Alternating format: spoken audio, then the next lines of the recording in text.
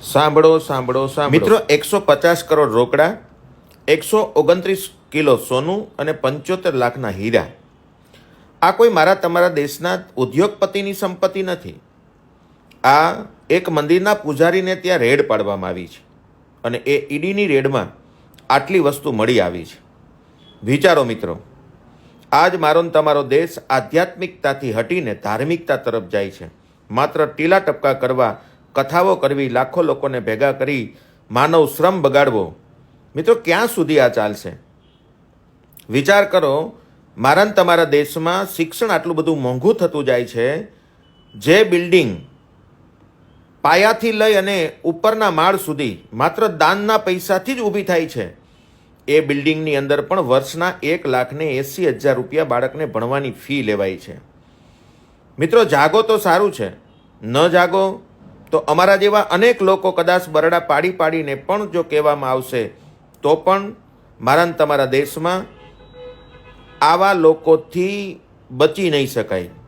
મિત્રો, હું મંદિરનો વિરોધી નથી, 100% મંદિરે જાઓ, પણ મંદિરે જવું શા માટે એ પહેલાં સમજી લો. આજ જે લોકો વ્યાસપીઠ ઉપર બેસીને ત્યાગની વાતો શીખવે છે, એ લોકો વ્યાસપીઠ ઉપર બેસીને એક કથામાં કરોડો રૂપિયા એકઠા કરે છે અને એ કરોડો રૂપિયા એકઠા કર્યા પછી ભીતડા ચણી અને અંદર એક મૂર્તિ બેસાડીને એમાં પાછો કરોડોનો વેપાર કરે છે. મિત્રો, મારો ને તમારો દેશ 100% ધાર્મિક દેશ છે, આધ્યાત્મિક દેશ નથી. પણ જો આધ્યાત્મિક દેશ કરવો હોય તો શિક્ષણની અંદર બાળકને સમજણ આપવી પડશે. આજ એજ્યુકેટેડ પર્સન અંધશ્રદ્ધામાં ભરાઈને 3 વર્ષ સુધી દાણા જોવાના વેઇટિંગ હોય, એની અંદર જો માણસ જતો હોય તો મિત્રો, આ શિક્ષણ ક્યાં કામ આવે છે? માત્ર પેટનો રોટલો પૂરવા પૂરતું જ જો શિક્ષણ ઉપયોગમાં આવતું હોય તો મિત્રો, શિક્ષણને ધિકાર છે. અને એટલા માટે હજારો વખત હું કહું છું કે તમારા બાળકને મનથી મજબૂત બનાવો, તમારા બાળકને આધ્યાત્મિક બનાવો, ધાર્મિક નહીં. એને સત્ય જ્ઞાન આપો. મારા ને તમારા ઋષિમુનિઓ અનેક એવું જ્ઞાન આપી ગયા છે, જે જ્ઞાન પીરસવું એ મારા ને તમારા સંતોની એક ફરજ હતી, જવાબદારી હતી.